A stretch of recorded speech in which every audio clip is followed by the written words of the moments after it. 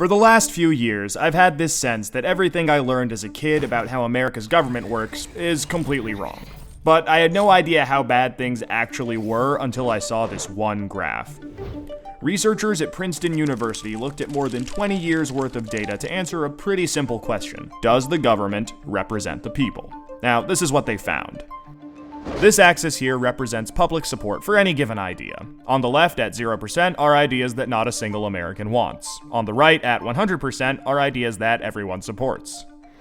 This axis represents the likelihood of Congress passing a law that reflects any of these ideas, from a 0 to a 100% chance.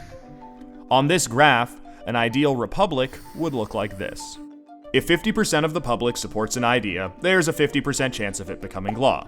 If 80% of us support something, there's an 80% chance. You get the idea. Now, most Americans would probably agree that, with a few exceptions, we should be as close to this ideal as possible. Unfortunately, the way America actually works doesn't even come close. Take an idea that nobody supports, literally nobody, and it has about a 30% chance of becoming federal law. Now, take an incredibly popular idea, the most popular idea this country has ever seen, and there's also about a 30% chance of it becoming law. This means that the number of American voters for or against any idea has no impact on the likelihood that Congress will make it law. Put another way, and I'm just going to quote the Princeton study directly here, the preferences of the average American appear to have only a minuscule, near zero, statistically non-significant impact upon public policy. So if you've ever felt like your opinion doesn't matter and that the government doesn't really care what you think, well, you're right. But there's a catch. This flat line only accounts for the bottom 90% of income earners in America. Economic elites, business interests, people who can afford lobbyists, they get their own line. Look at how much closer their line is to the ideal. When they want something, the government is much more likely to do it. And when they don't, they have the power to completely block it from happening, no matter how much the rest of the country supports it. They get what they want, and guess who ends up paying for it?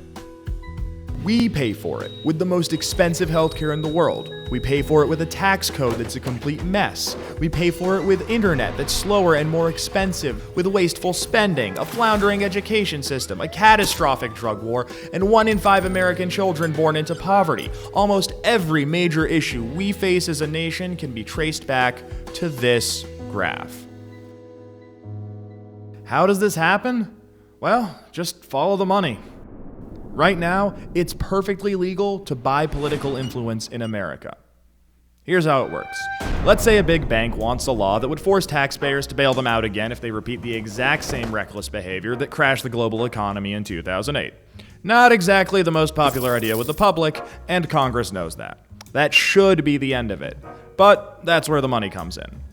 It's perfectly legal for our bank to hire a team of lobbyists whose entire job is to make sure that the government gives the bank what it wants. Then, those lobbyists can track down members of Congress who regulate banks and help raise a ton of money for their re-election campaigns. It's perfectly legal for those lobbyists to offer those same politicians million-dollar jobs at their lobbying firm. Then, those lobbyists can literally write the language of this new bailout law themselves and hand it off to the politician they just buttered up with campaign money and lucrative job offers. And it's perfectly legal for those politicians to take the lobbyist-written language and sneak it through Congress at the last second. So now you've got a law that greatly benefits the banks, and the whole process can start over. This is how a bill becomes a law.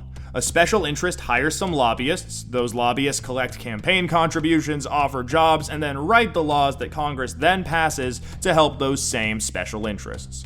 This happens every day on every single issue with politicians of both parties.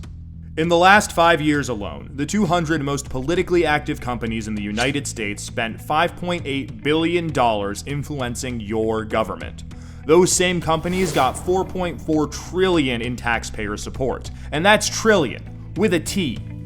And that's just the top 200 companies. Never mind every other special interest, every union, every trade association, and every billionaire. Every single one of them can use their money to buy political influence. You know, there's this idea out there that this only became a problem after the Supreme Court's Citizens United decision in 2010. But the data goes back almost 40 years, and the results are clear. Corruption is legal in America. And as long as it is, anyone who can spend money to buy political influence will. The solution here isn't rocket science. Make corruption illegal.